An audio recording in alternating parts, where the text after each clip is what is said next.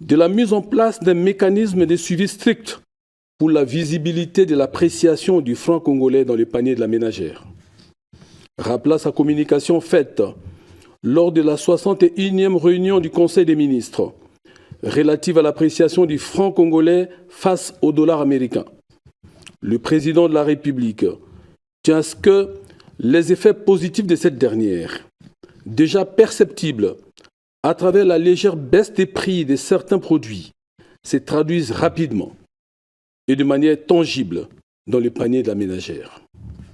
La vérité et la transparence des prix sur les marchés doivent être scrupuleusement garanties afin de préserver le pouvoir d'achat des ménages, de consolider la stabilité monétaire et de prévenir toute dérive spéculative susceptible d'alimenter l'inflation. De ce fait, a-t-il insisté, des pratiques opportunistes, les ententes illicites et les manipulations spéculatives observées auprès de certains opérateurs économiques constituent une atteinte grave à la transparence du marché et sapent la confiance du peuple dans les institutions publiques. Autour du chef de l'État ont pris part à cette rencontre la première ministre, les vice-premiers ministres en charge du budget et de l'économie nationale, les ministres de finances, les ministres ad intérim de l'industrie ainsi que le gouverneur de la Banque centrale du Congo. Le vice-premier ministre en charge de l'économie nationale, Daniel Mukoko Samba, a rappelé la volonté au président de mieux coordonner les volets monétaires et budgétaires de la politique économique, surtout en cette période d'évolution du marché d'échange. Il a indiqué qu'une réunion est prévue vendredi prochain afin que le baisse des prix observés sur les marchés soit proportionnelle à l'appréciation du CDF pour que le Congolais ressente une réelle amélioration de leur pouvoir d'achat. Le ministre a aussi annoncé deux mesures imminentes concernant les produits pétroliers et le contrôle des prix. Le ministre a également annoncé que des ajustements seront opérés sur les prix des produits pétroliers qui pourraient connaître une nouvelle baisse dans les prochains jours. Il a souligné que le gouvernement mettra un accent particulier sur le renforcement du contrôle des prix pour garantir que les opérateurs économiques respectent effectivement la baisse annoncée et se conforment aux mesures prises quant à ceux. La première ministre prévoit aussi présider une réunion très prochainement en concertation avec le secteur privé pour s'assurer que la valorisation du franc congolais se traduise concrètement dans les prix des denrées alimentaires. Selon les communiqués, cette décision intervient après une évaluation juridique approfondie menée par les services compétents du ministère. Des nouveaux mécanismes ont été mis en place pour garantir la régularité, la transparence et la traçabilité dans les traitements des requêtes administratives.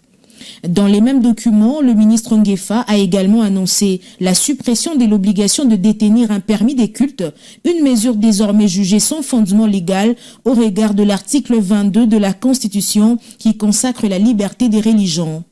Cette réforme vise à renforcer la sécurité juridique et à promouvoir les respects effectifs de droits fondamentaux des citoyens. Les services du ministère de la Justice sont instruits de reprendre immédiatement leurs activités selon les nouvelles directives internes tout en veillant au respect strict de lois de la République.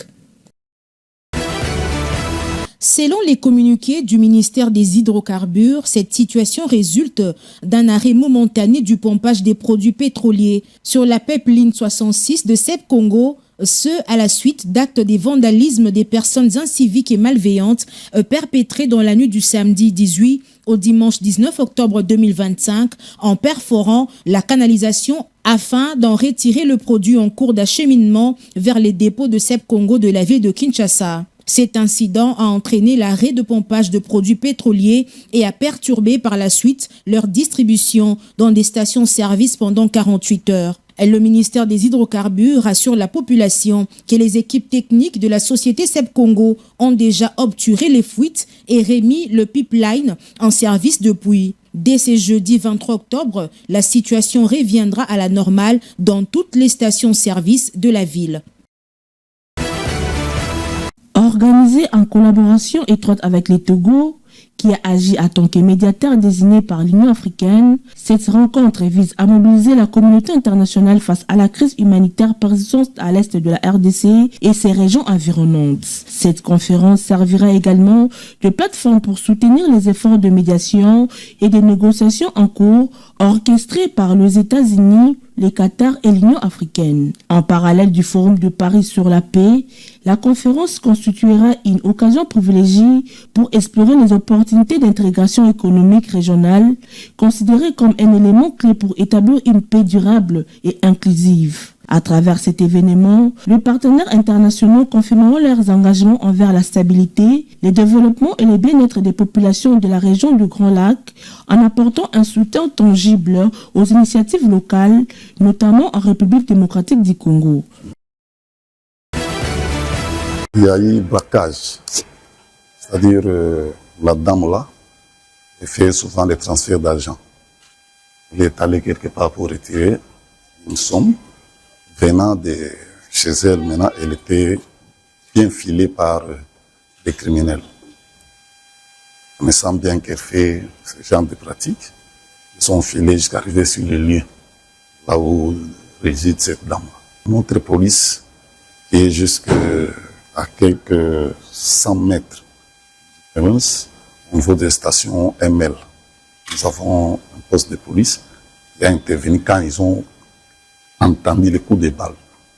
Ils sont allés vite, en contournant comme ça, et ont dévié maintenant l'itinéraire. Ils ont pris l'autre chemin pour leur permettre de comment sortir de cet endroit-là et prendre le fuite. Dès que la police est arrivée sur le terrain, on les a dit que non, voilà, bateau à criminel, c'est ainsi que la police était en retard par rapport à eux, parce qu'ils étaient sur 2 motos. La population doit être couverte par nous, parce que c'est de notre... Oui, justement, dénoncer. Si on trouve qu'il y a un suspect ou des suspects, la population doit dénoncer pour que nous puissions chercher à mettre la main sur ces scientifiques-là.